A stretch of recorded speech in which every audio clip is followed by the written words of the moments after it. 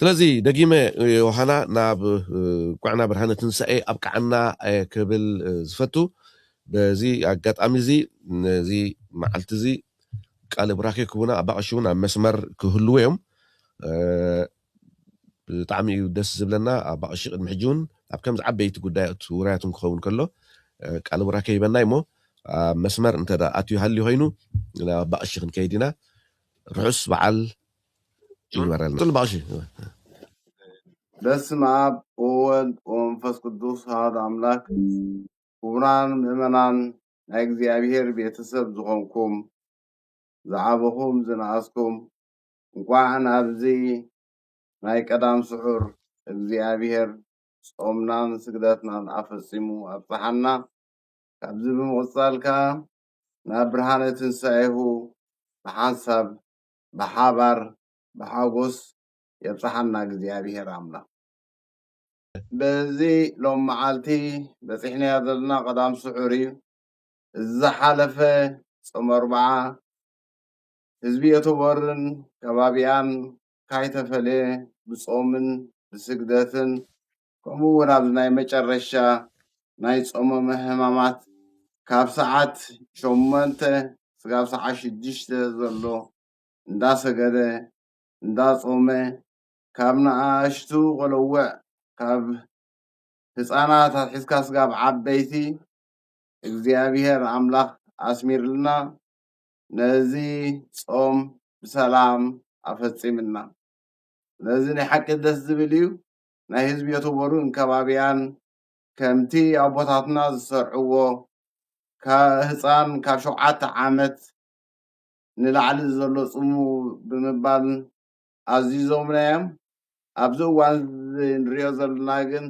ወላቶም ንኣሽቱ ህፃውንቲ ካብ 7 ዓመት ንታሕቲ እንዳጾሙ ኢና ክንሪኦም ቀኒና እዚ ናይ ዝሓለፈ ሕማማት ኣቦታት ኣዴታት እሞ ከዓ እንዳጾሙ እንዳሰገዱ እዞም ኣገልገልቲ ቤተ እግዚአብሔር ዲያቆናትን ካህናትን መምሃራንን ዓበይቲ ኣቦታት ኣዴታትን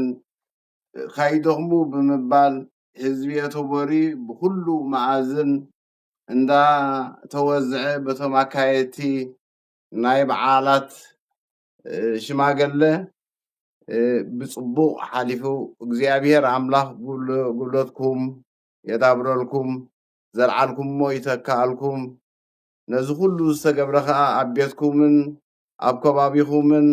ኣብ ስድራኹምን ሰናይ ጽቡቕ ንኾነልኩም ቤተ ክርስቲያን ትትምነ ስለዚ ኣቦታትና ከምዚ ኢሎም ኣዊጆም እዮም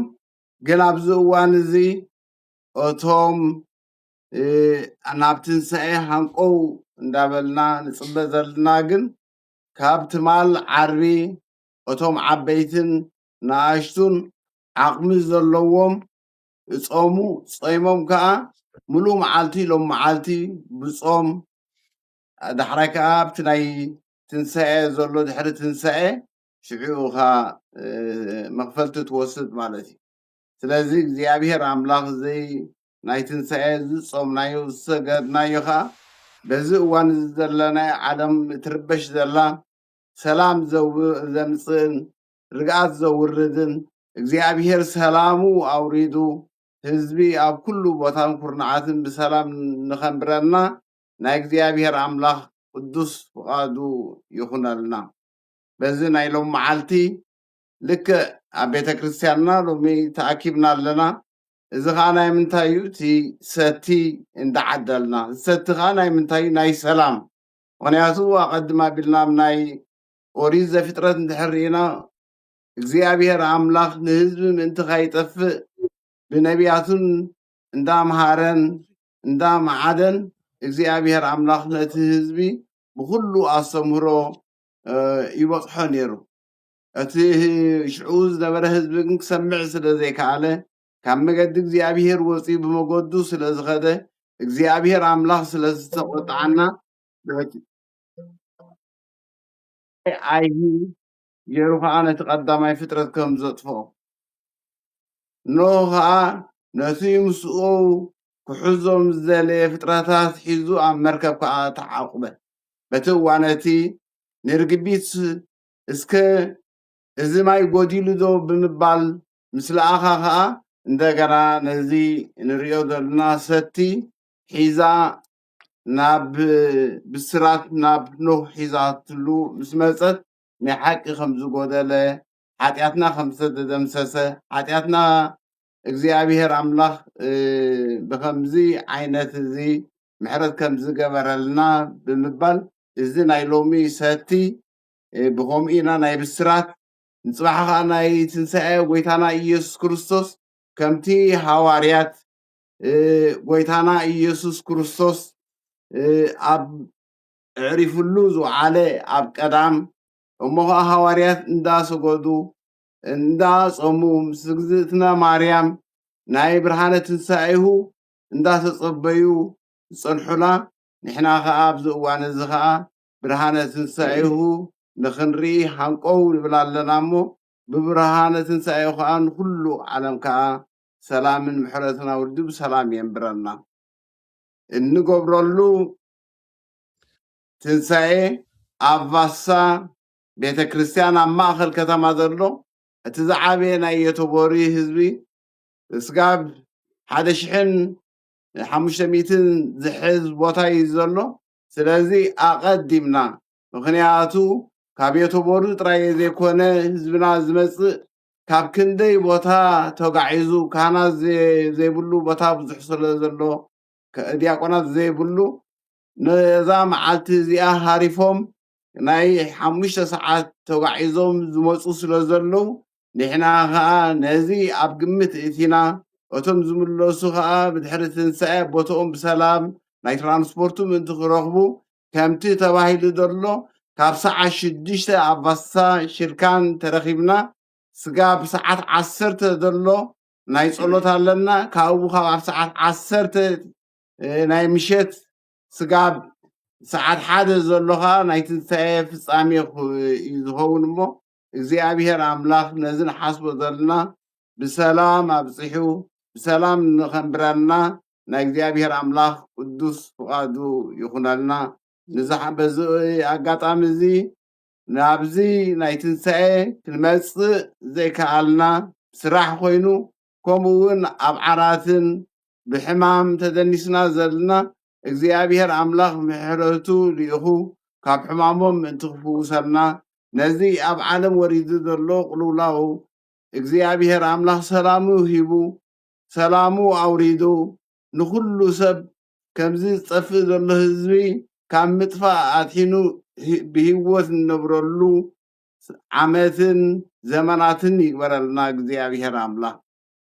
ካብዚ ብምቕፃል ብምሉኡ ህዝቢ የተቦርን ከባቢያን ኣብ ሃገርን ኣብ ወፃእን ዘለና እግዚኣብሔር ኣምላኽ ናይ ሰላሙ ናይ ምሕረቱ ሂቡ ብሰላሙ የንብረልና ስደትና ኣብቅዑ ከምቲ እግዚኣብሔር ኣምላኽ ህዝቢ እስራኤል ኣብ ስደት ኮይኖም ኣብ ግብፂ ክሳቀዩ ከለዉ ብነቢ ሙሴ መራሒ ገይሩ ብሰላም ናብ ሃገሮም ንእስራኤል ዝተመርሱ እግዚኣብሔር ኣምላኽ ብመልኣኹ ከሊሉ ካብ ዓዲ ስደት ኤርትራውያን ተሰዲድና ዘለና ብኩሉ ኩርናዓት ብናይ መላእኽቲ ከሊሉ ብሰላም ምስቶም ህዝብና ምስቶም ናህና ዝኾኑ ናፍታ መሬትና ንእግዚኣብሔር ኣምላኽ ንኸብፅሓና ናቱ ቅዱስ ፍቓዱ ይኹነልና እዚ ኩሉ ዝፀምናዮን እዚ ኩሉ ዝሰገድናዮን እግዚኣብሔር ኣምላኽ ተቐቢሉ ጾምና ናይ ስርየትን ናይ ድሕነትን ይግበረልና ብትንሣኤኡ ከዓ ሰላሙ ከብረሃልና ናይ እግዚኣብሔር ኣምላኽ ቅዱስ ፍቓዱ ይኹነልና ዝሓመሙ ወገናትና እግዚኣብሔር ይፈውሰልና ዝተደነሱ እግዚኣብሔር ኣምላኽ መሓውር ሂቡ ከምቲ ናይ ቀደም ከምቲ ዝድለ ኣካላትና ንክሰርሕ ዝተፈላለየ ዓይነት ሕማም ዘለና እግዚኣብሔር ፈዊሱ ብሰላም የንብረና በዚ ኣጋጣሚ ከዓ በዚ ናይ ሎም መዓልቲ ከምዚ ጌርኩም ንህዝብኩም ንኸተመሓላልፉ ናይ ድምፂ ኤርትራውያን ካብ ግዜኹም ግዜ ሂብኩም ንኩሉ ዋኒንኩም ነዚ ኩሉ ዝሰርሕዎ ተዓይዎ ዘለኹም እግዚአብሔር ሓደ አገልግሎት ይሙ እግዚአብሔር አምላኽ ይቀበለኩም ህዝብና ህዝቢ የተቦርን ከባቢያንካ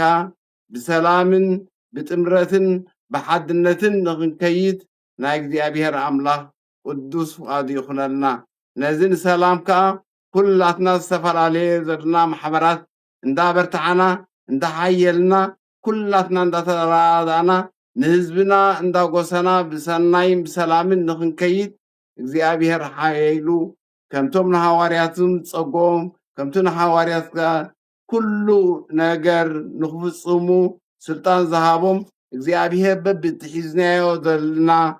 ሓላፍነት ንኽንሰርሕ ብሓቅን ብፅድቅን ንኽንከይድ ናይ እግዚአብሔር አምላክ ቅዱስ ፍቃዱ ይኹነልና እቐኒልና ብሰላም ኣብ ብርሃነ ትንሣኤሁ ብሰላም የብፅሓና በስመ አብ ወወልድ ወመንፈስ ቅዱስ ሓደ አምላክ ክብረት ይሃበልና የቀኒልና ተኸታተል መደብና አባቅሺ ብግቡእ ክፅዋዕ እንዲ ዘለኒ